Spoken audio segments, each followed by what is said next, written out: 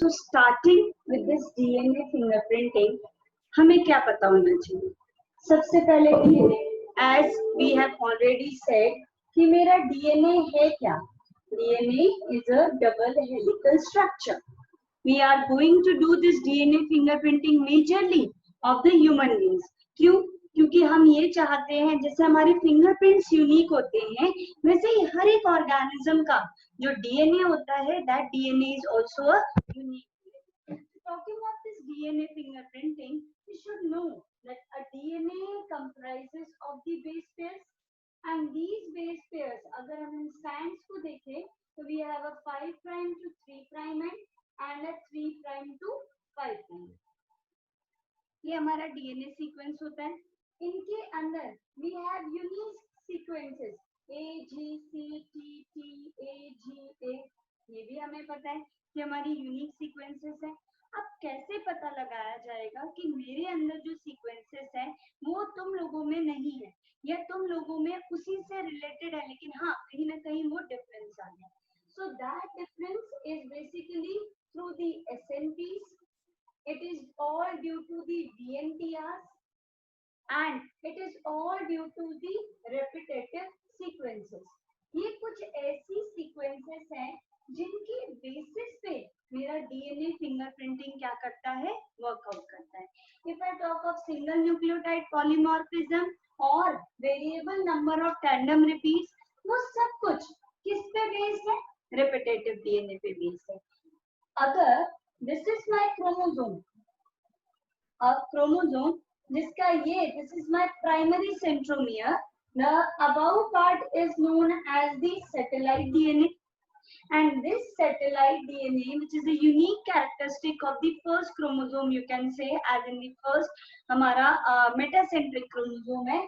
इसमें इसके अंदर जो repetitive sequences होती है वो कौन सी होती है? Mostly they are ATGC rich sequences. They are ATGC rich sequences. में भी बहुत ज्यादा A और T का रिपीटेटिव सीक्वेंसेस बन रहे होंगे या फिर GC की पेयरिंग क्या हो रही होगी? ज्यादा हो रही होगी.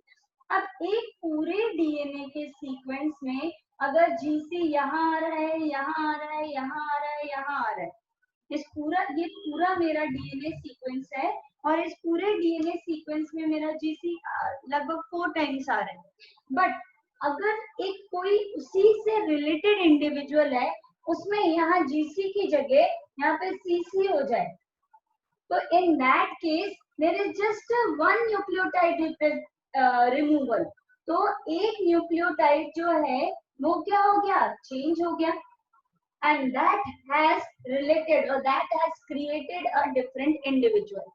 अब इसमें मेन काम जो होता है वो होता है फ्रैगमेंटेशन का. Fragmentation in the sense DNA क्या जो लॉन्ग स्ट्रेच है उस लॉन्ग स्ट्रेच को हम क्या करते हैं? कट डाउन करते हैं. And that cutting of the DNA fragments is actually done by the enzymes known as restriction endonucleases. Restriction endonucleases. So for a DNA fingerprinting, what we need to know is that there is a DNA sequence or genetic material present in the human beings, and for every human being, this DNA sequences they are unique. But these DNA sequences are almost identical in many of the organisms, like means for the human beings, with this region known as the satellite DNA. But this satellite DNA has a single variation or maybe more than one variation at a particular point, leading to the changes in the number of these tandem repeats. The number of these tandem repeats. The tandem repeats of this AT or GC rich region. तो इनको हम कैसे separate out करेंगे? What will be our way to extract the DNA? सबसे पहले extraction हमें चाहिए. हमें सेल में से उस पर्टिकुलर न्यूक्लियस में से उस जेनेटिक मटेरियल को निकालना है. वो तो पूरा बहुत लंबा स्ट्रेच ऑफ डीएनए. फिर मैं इसको क्या करूंगी? I will go with the density gradient thing. यानी कि मैं इसको सेंट्रीफ्यूज करना चाहूंगी, and for that centrifugation I use a caesium chloride solution. अब साथ में I will add this restriction endonucleases. ये रेस्ट्रिक्शन एंडोन्यूक्लियेसेस क्या करेंगे? They cut the DNA sequences at a specific region. जहां जहां पे भी मेरा जीसी है वहां पे कट कर दो। अब अगर हम अलग अलग जगह पे इसको कट करते जाएंगे, in my first case I get 4 fragments, but in my second case I will get just 3 segments. अब इनका यूज क्या हुआ, दैट वी विल सी। जैसे कि सबसे पहले what we did, we took the cell. हमने सेल लिया। First step is take the cell. The second step is isolate the genetic material.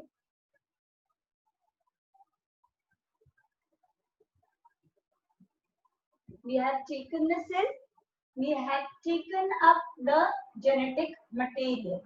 इसके अंदर हमने separate out कर दिया. Now separate हुआ. अब इसके साथ साथ we are separated in a density gradient medium में along with the some enzymes. हमने इसको separate out कर दिया. Separate out करने के साथ साथ we have added the restriction endonucleases. Endonucleases are the one which cut the DNA from inside. अगर यही टर्म exonuclease होती तो हमारा DNA ऑलमोस्ट कहां से कटता? सिर्फ कॉर्नर से कटता। लेकिन अगर एंडोन्यूक्लियसेस है तो ये अगर मेरा डीएनए फ्रैगमेंट है तो ये डीएनए फ्रैगमेंट मेरा क्या होगा? This will get cut from inside. अब ये restriction endonucleases they cut the DNA at specific sequences. There may be there various example, जैसे बहुत सारे एग्जांपल्स हम यूज करते हैं। एक होता है EcoR1, एक है HIM2, ऐसे बहुत सारे रिस्ट्रिक्शन एंडोन्यूक्लियसेस होते हैं जिनकी यूनिक सीक्वेंसेस पे हम पूरे डीएनए को क्या करवाते हैं? कट करवाते हैं। फॉर एग्जांपल EcoR1 जो है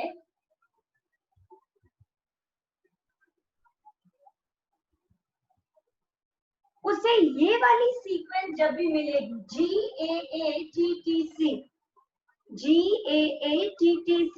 ये सीक्वेंस इसे अगर कहीं पे भी मिलेगी तो ये क्या करेगी? G एंड से कट कर देगी।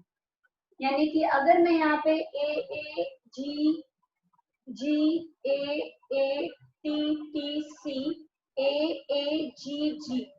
ये मैंने एक सीक्वेंस बना दी। इसकी अपोजिट सीक्वेंस क्या हो गई? TTCC, then TTAAG, then TTCC, ये सीक्वेंस आ गई हमारी।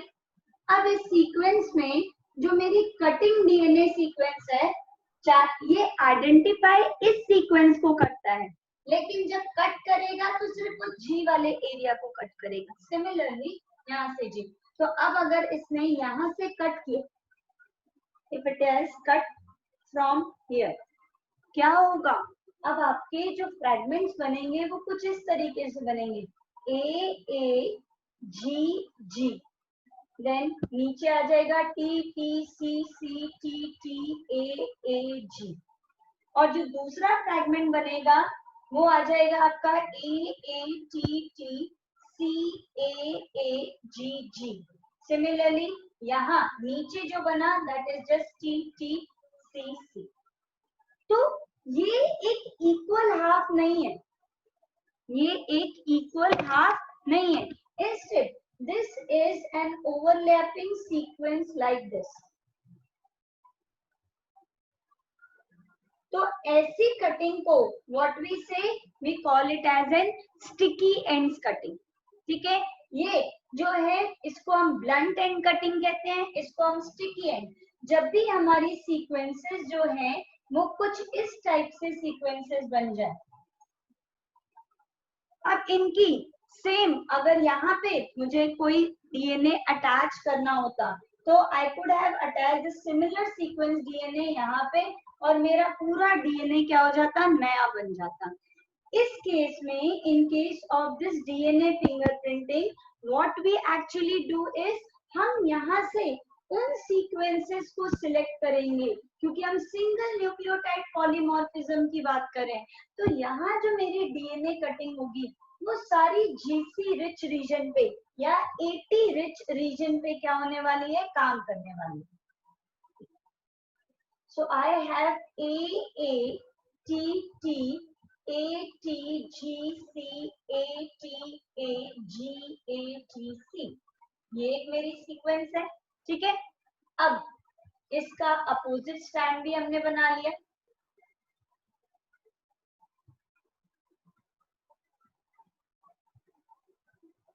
ये इसका अपोजिट स्टैंड बन गया with the 5 prime and and 3 prime and.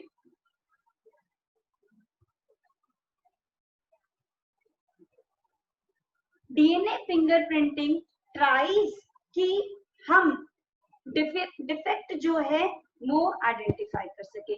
हम ये आइडेंटिफाई कर सके कि जो क्राइम सीन पे डीएनए मिला है वो किस पर्सन का है, and for that we should know the suspect also, कि इसको मैंने सस्पेक्ट बनाया है. Similarly if I need to know कि ये जो बच्चा है, इफ द मदर क्लेम्स कि ये इसके फादर है, तो कैसे पता लगाया जाता है? थ्रू, मतलब एक वैलिड जो आप कह सकते हो कि आंसर होगा, वो होगा through DNA fingerprinting by matching the DNA. तो जो सिबलिंग, जो बेटे के अंदर या सस्पेक्ट के अंदर और क्रिमिनल के अंदर की सीक्वेंसेस होंगे, वो ऑलमोस्ट क्या होती है, सिमिलर होती है ना. अगर मैं सेम ऐसी ही सीक्वेंस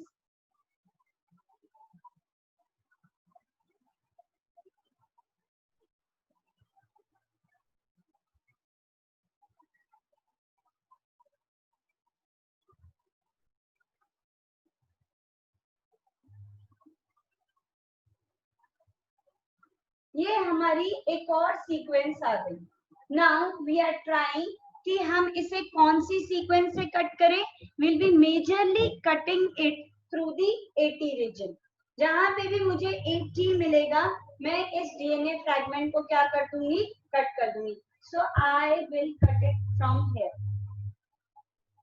ये मेरा एक डीएनए फ्रैगमेंट बन गया. दूसरा आ गया मेरा this one. Third I have got, and finally जो fourth है, that is the next one. So if I talk of कि मेरे पास ये सारी डीएनए सीक्वेंसेस हैं, तो इन डीएनए सीक्वेंसेस में क्या होगा, अगला अगर हम इसमें नोट करें तो आई विल गेट, यहाँ जो कटनी चाहिए थी वो नहीं कटी. क्यों? क्योंकि यहाँ पे टी की जगह क्या रिप्लेस हो गया है, ए. सो ये फ्रैगमेंट तो मेरा वेस्ट हो गया. नाउ मूविंग टू दिस, ये एक फ्रैगमेंट मुझे मिला है. दूसरा फ्रैगमेंट इफ आई से I will get this one fragment. तो अभी तक जो यहाँ पे मुझे 4 फ्रैगमेंट्स मिले, यहाँ मुझे 3 फ्रैगमेंट मिले, लेकिन ये सब फ्रैगमेंट कहाँ पड़े हुए हैं? These all fragments are lying here. ये सपोज सस्पेक्ट 1 है, या जो जिसके ऊपर हमने देखना है, और ये वो है जिससे हमने कंपेयर करना है. ठीक है, ये अगर मुझे क्राइम सीन से मिला है और ये अगर सस्पेक्ट है, तो similarly I get 2 tubes for these 2 different persons. ठीक है, ये for criminal sequences, criminal site पे जो मुझे मिला उसका मैंने डीएनए आइडेंटिफाई करा है. ये अगर सस्पेक्ट जो है उसका डीएनए आइडेंटिफाई करा है. इतना करने के बाद what I will do, I will try to make और सेपरेट देम, क्योंकि अभी तक तो ये सारी चीजें किसमें पड़ी हुई है, सॉल्यूशंस में पड़ी हुई. So now to make this available कि हम इस पे इसको सेपरेट आउट क्या करें, we go with a method known as gel electrophoresis. What is this gel electrophoresis? इसके अंदर we actually take the agarose gel. हमने अगार जेल जो है वो यूज करा. Agar is basically a powdered like thing. जैसे हमारा कस्टर्ड होता है उसी तरीके से ये पाउडर स्ट्रक्चर होता है. अब इस पाउडर स्ट्रक्चर को हम क्या करते हैं, we basically boil it up in a particular amount of water. जब हम इसको पानी के अंदर मिक्स करके क्या करेंगे, we'll boil it up, ये थोड़ा सा स्टिकी जेली लाइक स्ट्रक्चर जो है वो कॉन्स्टिट्यूट करने लग जाएगा। कैसे, अब हम एक इलेक्ट्रोफोरेसिस प्लेट लेंगे। Electrophoresis plate is a kind of rectangular plate जिसकी दो एंड्स जो होते हैं दे आर लाइक दिस, सिर्फ दो एंड्स पे फ्लैप्स बने होंगे, बाकी it is a plain structure. तो जैसे अगर हम ये कहें दिस इज अ प्लेट, तो इसके इस साइड पे और इस साइड पे क्या पड़ा हुआ होगा, देयर विल बी एक्सटेंशन, लेकिन ये दोनों साइड्स क्या होंगी, खाली होंगी। तो अब मैं इसकी क्या कर दूंगी, I will do a taping, एक लॉन्ग सेलो टेप लेके मैंने इसको क्या कर दिया, इस वाले एंड को इतना ही बढ़ा दिया ताकि अब ये क्या बन जाए, पूरा एक ब्लॉक बन जाए। इस लिक्विड को I pour in this particular this gel electrophoresis plate. Agar लिया, अगार को बॉइल करा in water and finally poured into the gel plate. अब इस जेल प्लेट में जब पोर अप कर दिया, अब मेरा काम होगा कि इस जो मेरी जेल प्लेट बनी है उस जेल प्लेट के अंदर व्हाट वी ऐड, एक कोम बनी हुई होती है, एक कोम जैसा स्ट्रक्चर होता है। ये कोम क्या है, जैसे हमारी कंघी होती है उसी तरीके से इस कोम को हम क्या करते हैं, इसके अंदर, क्योंकि अभी लिक्विड फॉर्म में है तो हम इस कोम को इसके अंदर डाल देते हैं and we allow this gel to set for particular period of time, say 20 minutes के लिए हमने क्या करा, इस जेल को अनडिस्टर्ब्ड रहने दिया। जैसे आपकी आइसक्रीम, जैसे आपकी जेलीज सॉलिडिफाई हो जाती है, similarly this gel will get solidified and now we'll remove this foam। हमने इस फोम को क्या करा, we have removed this foam। Foam remove हो गई। अब हमारा नेक्स्ट काम क्या होगा, नेक्स्ट वर्क विल बी कि ये जो मेरी इलेक्ट्रोफोरेसिस प्लेट है इसमें से मैं अपने जेल को क्या करूंगी, अलग कर लूंगी। ये इसके अंदर जहां पे भी कोम आपने हटाई, इससे क्या बन गए, इसके अंदर वेल्स बन गए। वेल्स मतलब खड्डे बन गए। इन पर्टिकुलर वेल्स के अंदर जो हमने सॉल्यूशन बनाए थे, जो हमारा डीएनए फ्रेगमेंटेड सॉल्यूशन था 1 और 2 का, ठीक है, फर्स्ट और सेकंड जो हमारे क्रिमिनल था, क्रिमिनल साइड से जो मिला था और जो सस्पेक्ट वाला था, उसका हमने क्या करना है, इसके अंदर ये सॉल्यूशन थ्रू पिपेट हम लेंगे, थ्रू अ ड्रॉपर हम लेंगे और हम इसके अंदर पोर करने वाले। लेकिन इससे सेपरेशन कैसे होगी, नहीं होगी। हम इसको रखेंगे now near to an electrode system. हमारे लिए ये एक इलेक्ट्रोड सिस्टम पे, ये एक इलेक्ट्रोफोरेसिस प्लेट है। ये प्लेट क्या करेगी, this is attach to the anode and cathode and as you know कि डीएनए पे जो चार्ज होता है वो कौन सा चार्ज होता है, नेगेटिव। क्यों नेगेटिव चार्ज होता है, because of the presence of which bond, presence of which group, that is the phosphate group. तो अब ये जो नेगेटिवली चार्ज डीएनए है, हम प्लेट का ये वाला जो पार्ट है वो पॉजिटिव साइड बनाएंगे और जो ऊपर वाली पार्ट है उसको हम नेगेटिव बनाएंगे। ऑब्वियसली जो मेरा डीएनए है वो ट्राई करेगा किसकी तरफ जाने के लिए, पॉजिटिव साइड की तरफ जाने के लिए। अब ये जो जेल है, अगर हम इसका इंटरनल स्ट्रक्चर देखें तो it is just like a sieve. जैसे आपकी छन्नी होती है, उस छन्नी की तरह इसका इंटरनल स्ट्रक्चर हो गया है। Normally it is in the form of powder, normally it is in the form of powder, but when we boil this solution, means boil this agar with water, ये क्या कर लेता है, it shows cross linking। Cross linking की वजह से इसके अंदर ये छन्नी जैसा अपीयरेंस जो है वो आ जाएगा। अब अगर आप छन्नी में if you try to sieve anything, what will happen, जो छोटे छोटे मॉलिक्यूल्स हैं वो तो बड़ी आसानी से नीचे चले जाते हैं, लेकिन जो बड़े बड़े हैं वो क्या होंगे, वो सेटल डाउन हो जाते हैं इसी छन्नी में। जो बड़े पार्टिकल्स हैं वो अकॉर्डिंग टू साइज हम यहाँ पे क्या करेंगे, उनको सेपरेट करेंगे। जैसे हमने लास्ट वाले में, जो हमारी लास्ट शीट थी उसमें देखा था कि यहाँ 4 फ्रेगमेंट मिले थे और जो दूसरा वाला था उसमें मेरे को 2 ही फ्रेगमेंट मिले थे। तो अब इन तीनों का साइज और इसका साइज और इन दोनों के साइज को कंपेयर अगर हम करें, ठीक है, क्या होगा, यहाँ पे मैंने सॉल्यूशन डाला है, यहाँ पे मैंने सॉल्यूशन डाला है, और सिमिलरली एक और अगर मेरे पास सस्पेक्ट होता, this is suspect 1, this is suspect 2, ठीक है, और सस्पेक्ट 2 जो है उसके अंदर क्योंकि सेम डीएनए सीक्वेंसेस थी तो उसकी जो डीएनए कटिंग होगी वो सेम साइज की होगी। तो हमने इसके अंदर क्रिमिनल सीक्वेंस वाले का जेल डाला है, वो यहाँ आ गया, वो मेरा सेपरेट हो रहा है। अब क्योंकि ये ऑलमोस्ट अगर हम कहें ये और ये सिमिलर साइज के हैं तो they will be settling down here, वो यहाँ पे सेटल डाउन हो गए। देन अगर हम इसकी बात करें तो ये बहुत भारी है, कंपैरेटिवली इसके भारी है, तो ये कहाँ जाएगा, ऊपर की तरफ सेटल होगा। ये बहुत छोटा है, ठीक है, सो ये बहुत आसानी से कहाँ चला जाएगा, जेल में नीचे की तरफ मूव कर जाएगा।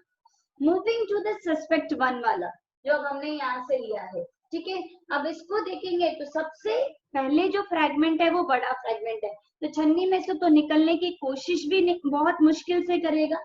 तो अब इसकी लेंथ कहाँ आ जाएगी, यहाँ पे आ गई। जो मेरा नेक्स्ट वाला है वो छोटा सा है, वो कहाँ चला गया, वो यहाँ चला गया। सी होते होते होते होते लास्ट में कहाँ पहुंच गया है, वो एंड पे पहुंच गया। Now if I talk of this person, इसको मैंने जब इसकी इसका सॉल्यूशन लिया, अब मैं इसको इसके अंदर डाल रही हूँ, व्हाट विल हैपन, इसके पास जो फ्रेगमेंट्स आएंगे वो इस तरीके से फ्रेगमेंट आएंगे। अब मेरे को अगर आइडेंटिफाई करना है तो इस पर्सन से जो मुझे आंसर अब मिल रहा है और इस पर्सन से जो मुझे आंसर मिल रहा है, यानी कि जेल इलेक्ट्रोफोरेसिस से जो रिजल्ट मिल रहा है उससे मुझे पता लग जाएगा भैया ये क्रिमिनल हो सकता है, इसी ने सारा काम किया। बट अभी तक इस स्टेज पे सिर्फ ये डीएनए क्या हुआ है, सेपरेट आउट हुआ है। इसको आइडेंटिफाई करने के लिए कि डीएनए तो एक नॉर्मल थ्रेड लाइक स्ट्रक्चर है, दिखेगा कैसे, जेल भी व्हाइट कलर का, डीएनए भी व्हाइट कलर का, so we add a dye known as ETBR, that is ethidium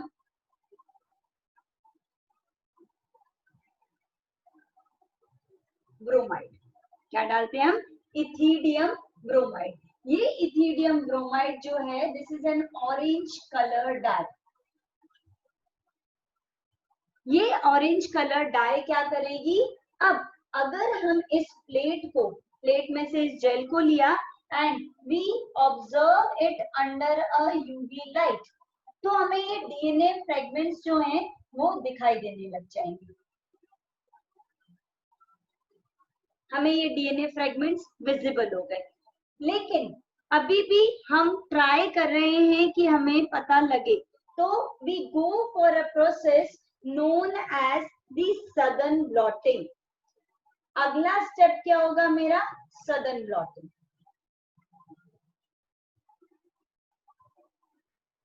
Southern blotting is actually done to identify the DNA sequence। ऐसी होती है northern blotting, that is done for the RNA, western blotting for the protein। तो in DNA fingerprinting what we said, जो मेरा first step था उसमें हमने क्या करा, the first step was to take a cell, ठीक है, यस क्राइम सीक्वेंस पे ब्लड मिला है तो हमने ब्लड ले लिया। Then the second thing was to isolate the genetic material,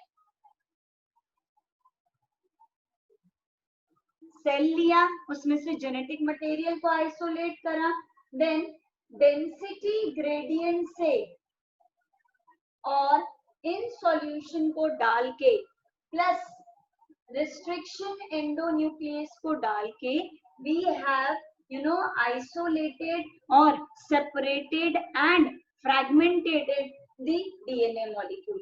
ये हमारा क्या हो गया? फ्रेगमेंटेशन हो गया. After fragmentation, there was a preparation of the agarose. Okay, for the preparation of agarose, what we did? We took a powder, we boiled it in the water so that the cross-linking between the agar molecules should take place, making it a sieve-like appearance. Finally, then setting this gel into an agarose plate. After setting that plate, that agarose slab, this was transferred to the electrophoresis plate, where the negative end was placed on the upper side and positive end was placed on the lower side. DNA being negatively charged, when after जब इसको हमने current दिया, that moved towards the positive side, the fragments which were larger in length, they were settled or they were seen on the upper side, while those which were of the smaller size, they moved downward. After that, to identify, to just see them, these were observed under the UV light. Now, after the observation under the UV light, what was done? अब इनके ऊपर इस fragments को हमने क्या करा? दूसरे एक आइडेंटिफाइबल फ्रैगमेंट में हमने रेडियो एक्टिव लेबलिंग करके, मतलब नाइट्रोजन को कह लो या कार्बन को कह लो, basically we do the nitrogen radio active labelling. Nitrogen radio active labelling करवा के हमने क्या करा? इसको ट्रांसफर करा. ये जो मेरा डीएनए है, these fragments they are arranged like this. हमने एक नाइट्रोसेल्यूलोज मेम्ब्रेन लेते हैं और इस नाइट्रोसेल्यूलोज मेम्ब्रेन पे इसके प्रिंट्स ले लेते हैं. Now that printing is basically the DNA settling over this particular nitrocellulose membrane. अब नाइट्रोसेल्यूलोज मेम्ब्रेन पे जब हमने इसकी सेटलिंग करवा ली, then what will happen? हम इसके ऊपर डालेंगे रेडियो एक्टिव प्रोब्स. तो ये रेडियो एक्टिव प्रोब जो हैं, अगर इनकी आइडेंटिफाइबल सीक्वेंसेस होंगी, तो उन्हीं आइडेंटिफाइबल सीक्वेंसेस पे ये जाके क्या होगा? अटैच होगा. अब ये अटैचमेंट जो है इस सीक्वेंसेस की तब हो रही है जब अगर ये सेम है. अगर मैं कोई और कैप इस पे लगाना चाहूँ तो it is not getting fit.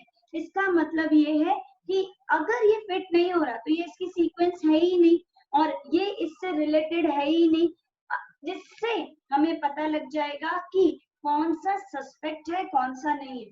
Reason भी कि यहाँ जो हमने डीएनए सीक्वेंसेस हम लेके आए इस एरिया में, हियर जो हमें डीएनए सीक्वेंसेस मिली उनका आइडेंटिफाइबल सीक्वेंसेस है, क्योंकि हमें ये पहले साइट से जो मिली हुई है, जो हमें क्रिमिनल साइट से मिली है, उसका तो हमने डीएनए पहले से ही पता लगा रखा है. और क्योंकि ये डीएनए जो होता है वो बहुत स्मॉल अमाउंट पे मिला हुआ होता है, हमें this DNA is in very small amount, तो हम इस डीएनए को पहले क्या करते हैं? We increase its number. और इंक्रीज करने के लिए we follow a thing known as PCR, and this PCR is polymerase chain reaction. Polymerase chain reaction is similar to the photocopying of the DNA. It is similar to the DNA replication. आपके पास एक DNA sequence है, उस DNA sequence की आप copies बना रहे हो artificially in a test tube. क्यों? क्योंकि आपके पास जो आपको क्रिमिनल साइट पे डीएनए मिला था वो बहुत स्मॉल अमाउंट में मिला था. तो स्मॉल अमाउंट ऑफ डीएनए आपका वेस्ट ना हो जाए, इतनी सारी प्रोसेस कर ली, पता चला यहीं पे आपके फ्रेगमेंट्स नहीं बने, या यहाँ पे जब आप जेल बना रहे थे वो टूट गया, या फिर यहाँ पे आपने इलेक्ट्रिसिटी जितनी देनी है उतनी प्रॉपर ना आ पाई, या फिर जब आप यूवी लाइट पे ऑब्जर्व कर रहे थे उस टाइम पे कुछ गड़बड़ हो जाए. So for that what is being done, ample amount of this particular suspect site पे जो हमें मिला है, वहां पे उस पर्टिकुलर डीएनए को हम क्या कर लेते हैं? एम्पलीफाई कर लेते हैं. Now after getting the sequences identified, हमने इनका जो प्रोब बनाया है, ये प्रोब उसी जगह पे अटैच होगा जो क्रिमिनल का होगा, and after that we can properly say कि दिस वाज द सस्पेक्ट। जो सस्पेक्ट था हमारा सस्पेक्ट नंबर 2, यही वो क्रिमिनल है जिसने ये काम किया होगा। Now you can see for all these things to do, there's a lot of work needed. There is a lot of technicality needed. There is a lot of nano things जो कि consider करी जाती है, and that is why this is the last step to identify, because it is a costly also to be done. जितनी भी इन processes में हमने काम करा डीएनए फिंगरप्रिंटिंग में, the main work was to identify the criminal और to identify the disease sequences, और it is used to find out the paternal यानी कि मदर या father of a particular child. So DNA fingerprinting, like these fingerprints, they are unique to everyone. Similarly, DNA is unique to everyone. If we cut the DNA sequences at a specific site, the 80 site, these 80 sites, they are always similar, or the amount will be same for a particular individual only. For me, if it is 50, and now if I do a crime and at that site अगर वो DNA वहां पे कुछ मिला है, तो उसमें भी 80 की 80 सीक्वेंसेस ही होंगी, क्योंकि मेरे अंदर भी कितनी है 80। अगर कोई और को हम सस्पेक्ट अगर देखेंगे, तो in that case he may be or she may be having 50, 60, 79, 81, कुछ भी हो सकता है। अगर दोनों फिर भी सेम आ जाती है, then we go for identifying the GC region. पहले हमने 80 देख लिया, सिमिलर आ गया कि इसमें भी यही आ रहा है, इसमें भी यही आ रहा है, तो ये 2 हो गए। अब कैसे आइडेंटिफाई करें? Then we go for the GC region. अब जीसी में चेंजेस हो सकते हैं, देन ये कितना चेंज आ रहा है उससे हम इजीली क्या कर सकते हैं? आइडेंटिफाई कर सकते हैं। So this was all your DNA fingerprinting.